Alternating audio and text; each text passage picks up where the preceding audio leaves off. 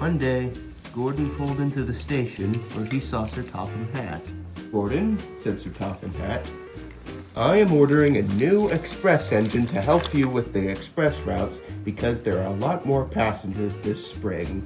"All right," said Gordon. He had to admit that the trains were getting heavier and he did need some help. That night, Gordon told the other engines about what Sir Topham had told him. "It would be nice to have another big engine on the island," said Henry. "Yes," said James, "rather than those smaller engines." Edward and Duck frowned. "I hope he's fast," said Gordon, "but not as fast as me." "He may be faster than you," chuckled Duck, and Edward laughed. "Stuff and nonsense," said Gordon. "He won't be faster than me. I'm the fastest engine on Sodor."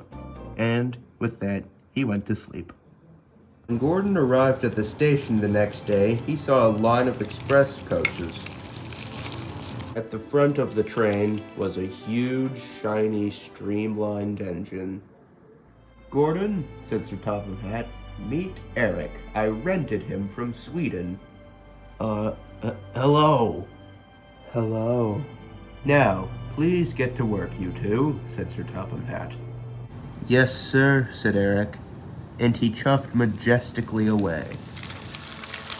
Gordon was left speechless. When Gordon got home that night, the engines could tell something was off.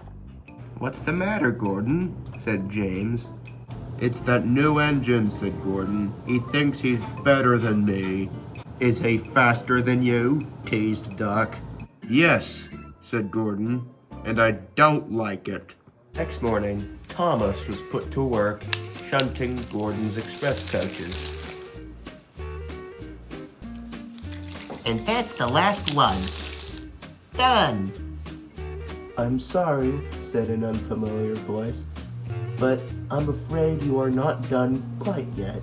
You said that. said Thomas. "Why, I did," said the voice again. Thomas looked around. Eric chuffed into view. "Hello, little one. What's your name?" My name is Thomas. said Thomas. I have a branch line all to myself and 2 coaches. Their names are Annie and Clarabelle. Eric thought this was very nice. "Hello, Thomas," said Eric. "My name is Eric. Let's be friends," Yes, let's. said Thomas.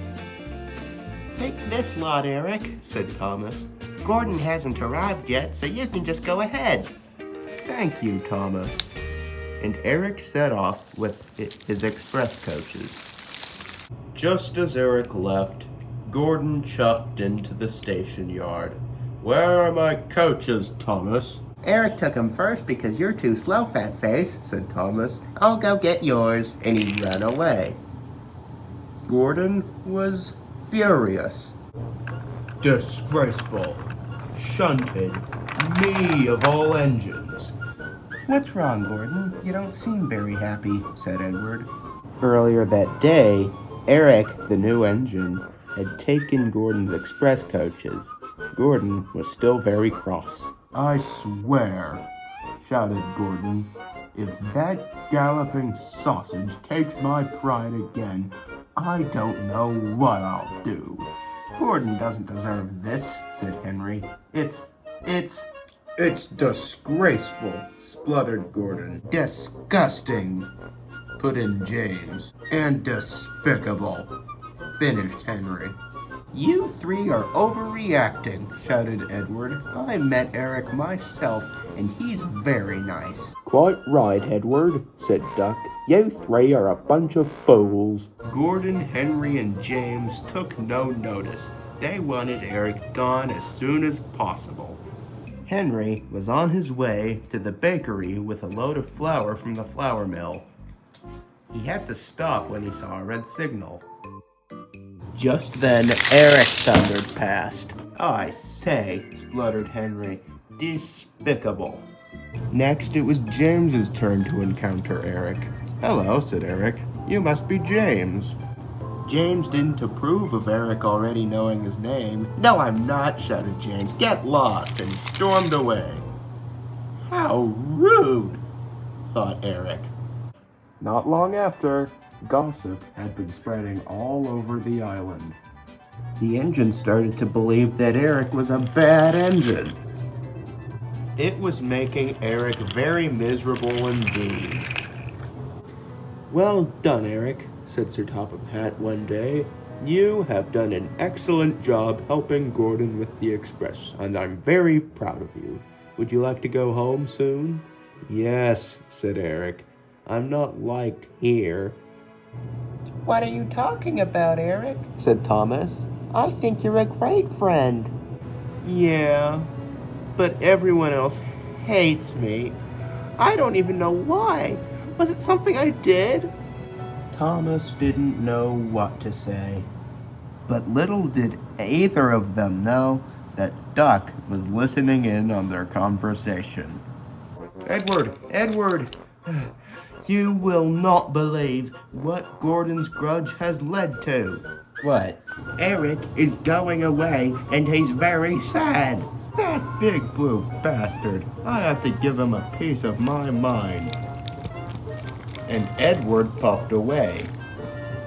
Meanwhile, at the sheds, Gordon, Henry, and James were feeling very pleased with themselves.